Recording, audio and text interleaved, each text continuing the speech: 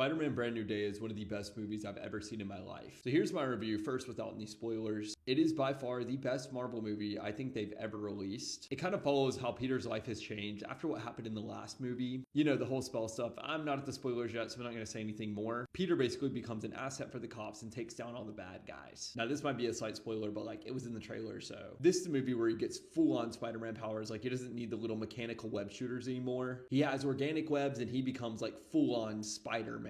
Also, if you're paying attention during the movie, you're going to see one of Tom Holland's brands front and center. Just look out for it. I noticed it during the movie and I was just like, oh, I see what y'all did there. Now, that's really all I want to say without spoiling. So if you don't want to see spoilers, scroll now. But in the movie, Spider-Man is kind of depressed because, you know, he sees MJ kiss another dude because like she forgot that he existed. Now, the villain, Jean Grey, also known as Sadie Sink. I'm going to be real. I don't even consider that a spoiler because we've been known that. Anyways, Jean Grey controls MJ at one point and basically like really ticks off Spider-Man. He goes full arachnid mode. And then Spider-Man almost accidentally causes MJ to have a Gwen moment, if you understand what I'm saying. There's a little nod to that Gwen moment. I honestly thought that they were going to make her pass for a minute, but you know, they didn't. At one point, Jean controls the Hulk and then destroys like an entire building because she's trying to find out whatever VMAX is, because the last thing her sister saw was VMAX, which I low-key thought she might have just saw a Pokemon card, but it turns out she actually saw an air vent with the sticker peeling, so it looked like it said VMAX, but it was actually like VentMax or something. Now in the movie, Jean Grey is kind of like a soft villain, but there's also like an actual villain, and the actual villain, as it turns out, actually ended Jean Grey's sister, which causes like this huge force field around the city. It's like a mind control force field thingy that's like just huge, not the whole city, but like